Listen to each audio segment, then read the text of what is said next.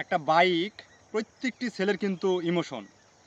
আর এই বাইক কিনে দিতে তার বাবা-মাকে যে কতটা পরিশ্রম করতে হয়, সেই ছেলে কিন্তু জানে না। কারণ ছেলে যখন আশেপাশে বন্ধু এবং স্কুল কলেজ যেতে গিয়ে বলবে যে, "আমাকে রাস্তায় ভাড়া দিয়ে যেতে হচ্ছে।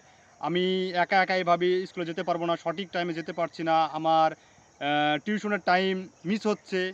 পরিবারকে প্রেশার দেবে। তারপরে তার পরিবারের কাছ থেকে সে কিন্তু একটা বাইক কিনে নেয়।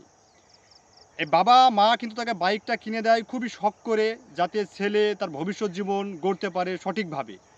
কিন্তু এর ব্যবহার সন্তান আমরা যারা আছি, তারা কি আদৌ কি সঠিকভাবে ব্যবহার করছি? আমার মনে হয় না কোনো সন্তান এগুলা সঠিকভাবে ব্যবহার করছে। কারণ যেটা বাইক রাস্তাতে এমনভাবে চালাচ্ছে, একটি বাপের, একটি মায়ের, একটি সন্তান। রাস্তাতে এমনভাবে গাড়ি চালাচ্ছে যে, সে নিজেও তো দুর্ঘটনা ঘটছে এবং পাশাপাশি তার সামনে বা আশেপাশে যে কোনো লোক তার সাথে যে অ্যাক্সিডেন্ট করছে, সেই মুহূর্তে সেও কিন্তু মারাত্মক দুর্ঘটনার সম্মুখীন হচ্ছে। বাবা-মা শখ করে বাইক কিনে দিল সন্তানের ভবিষ্যৎ উজ্জ্বল করার জন্যে।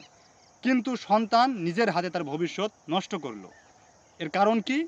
সেটা হচ্ছে আবেগ। এবং তার এই যে উড়ন্ত বয়সে যে বাইকের যে একটা গতি, সেই গতি সে সামলাতে পারল না। অবশেষে দেখা গেল যে কে হারালো? আশেপাশের লোকজন কেউ কিছুই হারালো না। কিন্তু শখের বশে বাবা-মা তাকে যে বাইক কিনে দিয়েছিল, সে যে জেদ করেছিল, হারিয়ে গেল সেই বাইকওয়ালা, সেই বাইকের ভালোবাসার প্রতি সেই ছেলেটা। খালি হয়ে গেল বাবা-মার বুক। তাই যারা বাইক এবং মোটরসাইকেল দ্রুত গতিতে চালাচ্ছেন, আপনারা খুব সাবধানতাভাবে গাড়ি চালাবেন। আপনার কারণে ঝরে যাচ্ছে আপনার পাশের একজন ব্যক্তি এবং আপনি নিজেও মারা যাচ্ছেন, হয়তোবা পঙ্গু হয়ে জীবনের সারাটি জীবন থাকছেন।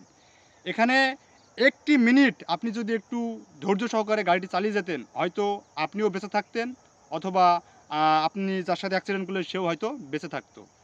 তো সবাই এই বাইক চালাবেন খুব সাহসিকতা এবং ধৈর্য সহকারে এবং নিজেকে সংযত রেখে। তাহলে পরিবেশ ভালো থাকবে এবং আশেপাশে থেকে যে দুর্ঘটনা, এগুলো এড়িয়ে চলা সম্ভব।